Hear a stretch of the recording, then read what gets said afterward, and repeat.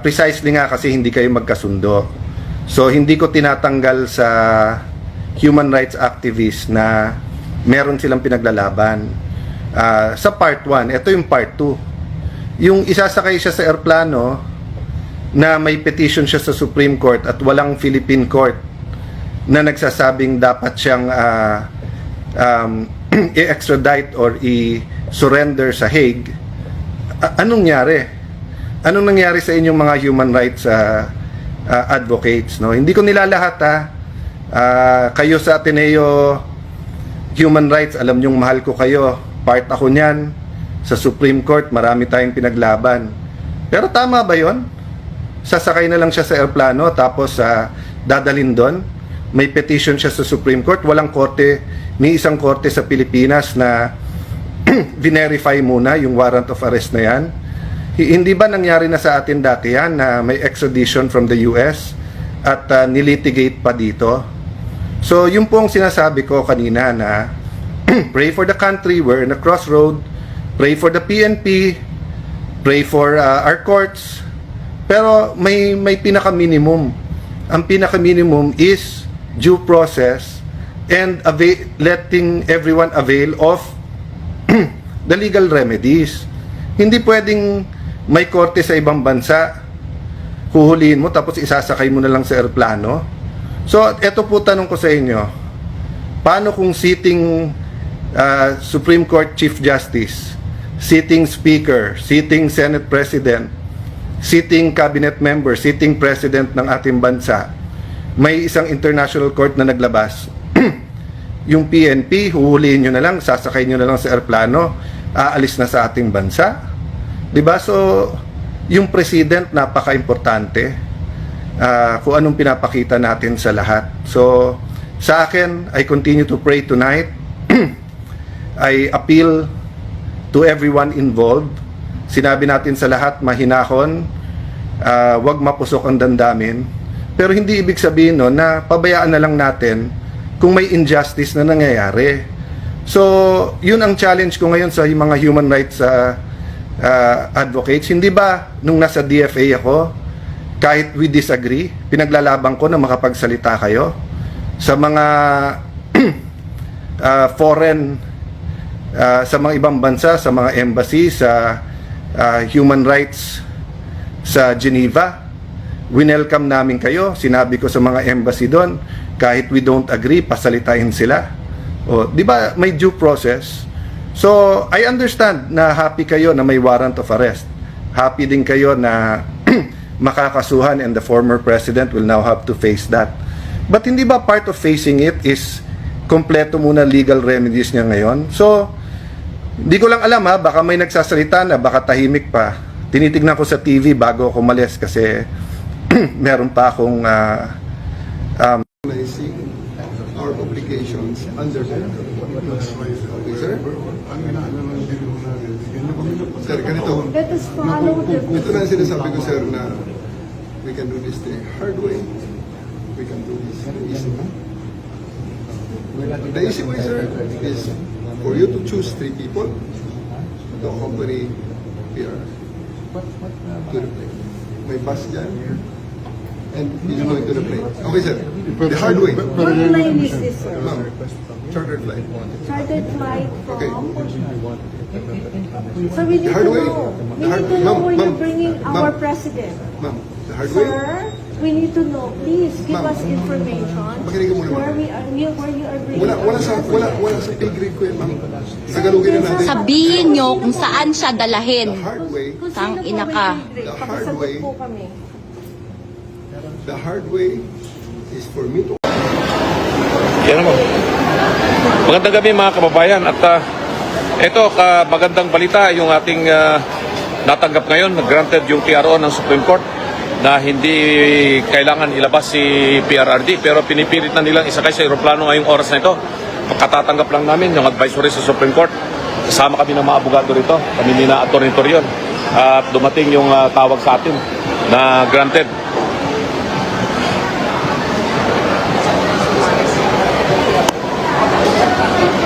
Ito ngayon, yan ni Atty. Torion. Papunta kami sa Supreme Court para kunin namin yung decision granted yung TRO. So, hindi nila may lalabas si PRRD. Pero pinilitan nilang isakay. Talagang kailangan matawagan natin.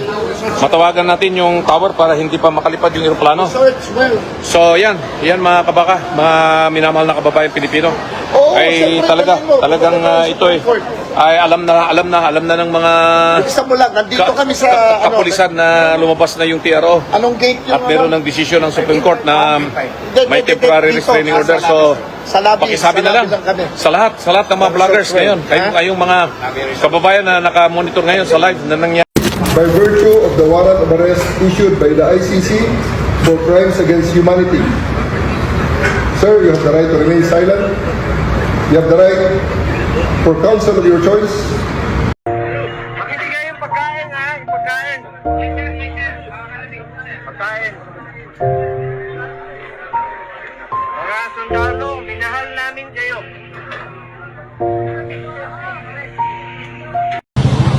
So, good afternoon everyone. Magandang hapon po, Pilipinas. Ako po si Attorney Israelito Pañares Torion. I filed today, this afternoon, a petition for certiorari prohibition with prayer for preliminary injunction and TRO and mandatory injunction as against the respondents in this case. As you can see, Honorable Lucas Bersamin in his capacity as Executive Secretary, Honorable Jesus Crispin Rimulya, Honorable John Vic Rimulya, and Police General Romil Francisco Marbil, Honorable Police Major General Nicolas Torre, and Honorable Menrado Guevara, Honorable Norban Tansinco of the Bureau of Immigration, Honorable Enrique Manalo in his capacity as Secretary of Foreign Affairs, General Romeo S. Browner in his capacity as Chief of Staff of the Armed Forces of the Philippines. Essentially, what is this petition all about? This is a petition which calls for the respondent to cease from cooperating with the International Criminal Court. On what ground? On the ground based itself on the Rome Statute, Article 127, Paragraph 2, which states that after we have withdrawn from the Rome Statute, Philippines is no longer under the jurisdiction of the ICC. If you note, we already filed our note verbal and as a matter of fact, our written notice to the United Nations that we are no longer a party to the International Criminal Court as early as March 17 of 2018, and such withdrawal became effective on March 17 of 2019. Under Article 127, Paragraph 2 of the Rome Statute, it states that only matters which are under consideration by the ICC, which creates the probability that the ICC may retain its jurisdiction. But as early as 2018, what was opened was only a preliminary examination by the Office of the Prosecutor. It was not a judicial action. It was not sanctioned by then the pretrial chamber of the ICC, and therefore, Article 127, Paragraph 2 does not apply. And therefore, the Philippine government should no longer cooperate with the International Criminal Court, and all the actions, therefore, of the respondent are null and void, and we call upon the Philippine government to stick with the law, with the rule of law, that since the Philippines is no longer a party to the International Criminal Court, then it has no business anymore cooperating with such body, including the International Police, Interpol. So that is our prayer, and in the interim, we are requesting, we are earnestly praying to the Honorable Supreme Court to grant us a temporary restraining order restraining the Philippine government, the respondents from cooperating with the ICC, and to release outright from custody our beloved former President Rodrigo Duterte, on the ground that his detention now is illegal, unconstitutional, and has no basis under the law. Having said that, I am now ready for your questions, but I will choose who will, raise their hand first. Yes, ma'am. Sir, Salima, GMA. Sir, Yes, para lang ma'am. po mas madaling maintindihan ng Yes po, opo. Bakit po illegal, bakit po unconstitutional itong ginawa nila? Sa pinakamadaling salita. Sa pinakapangdaling salita po, meron po rin tayong sovereignty. We have we enjoy sovereignty as a nation.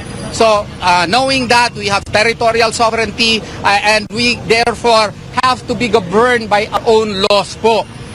Exception lamang yan kung magpasok po tayo sa mga treaty katulad po ng Rome Statute.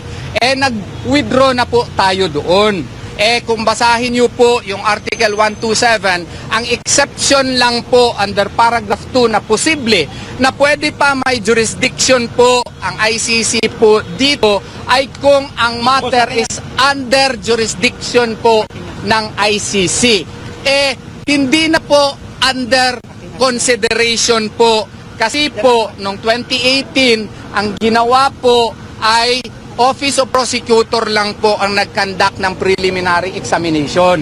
Hindi po yun pre-trial chamber, hindi po yun korte ng ICC. So in under consideration, no